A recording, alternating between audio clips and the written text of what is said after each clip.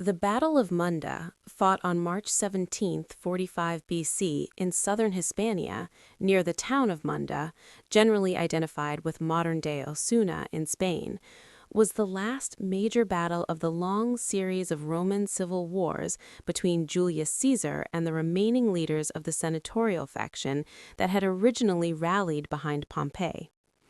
Although Pompey himself had been defeated by Caesar at Pharsalus in 48 BC and later killed in Egypt, resistance to Caesar's dominance did not disappear.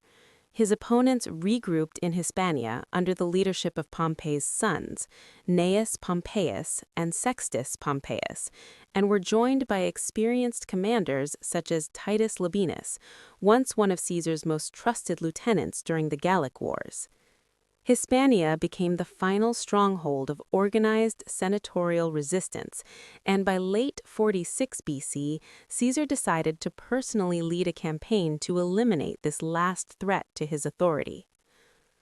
By early 45 BC, both armies maneuvered in southern Hispania, with Caesar determined to force a decisive engagement before the enemy could consolidate further.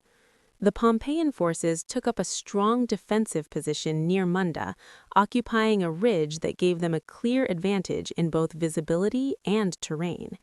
They likely fielded around 13 legions, though many were under strength, supported by a substantial cavalry force and local auxiliaries. Caesar commanded approximately 8 veteran legions, including his famous Legio ex Equestris, along with allied cavalry. Despite being outnumbered and forced to attack uphill, Caesar could rely on the discipline and experience of his troops, who had fought alongside him for years in Gaul and throughout the civil wars. The battle began with Caesar's army advancing across open ground toward the elevated Pompeian line. The uphill assault proved extremely difficult, and the Pompeian troops initially held firm, repelling repeated attacks. The fighting was intense and prolonged, characterized by close quarters combat with swords and pila once the lines clashed.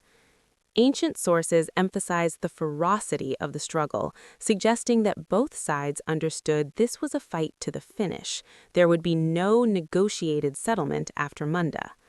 At one critical moment, as his men wavered under the strain of the uphill attack, Caesar is said to have taken a shield and placed himself in the front ranks, personally rallying his soldiers and reminding them of their past victories.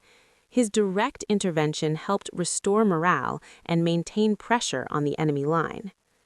The turning point came on the Pompeian left flank, where Caesar's cavalry and supporting infantry gradually began to gain ground.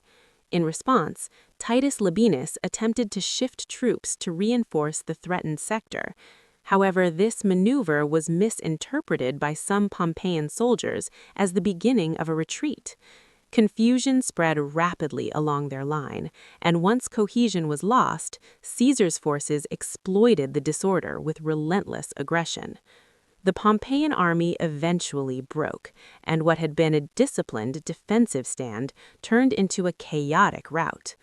Labienus was killed during the fighting, and Gnaeus Pompeius fled the battlefield, but was later captured and executed.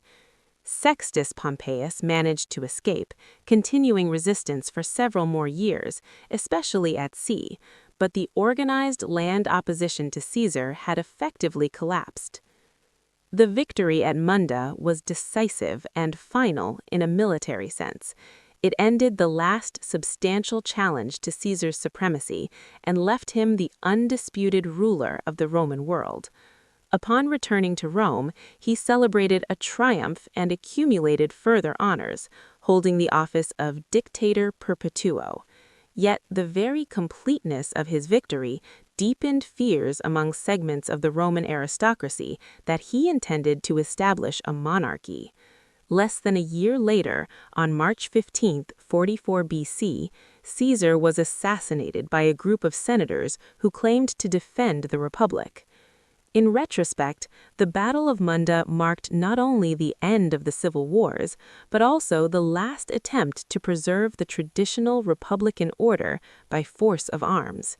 Its outcome cleared the path for the transformation of Rome's political system and the eventual rise of the imperial regime under Augustus, fundamentally reshaping Roman history for centuries to come.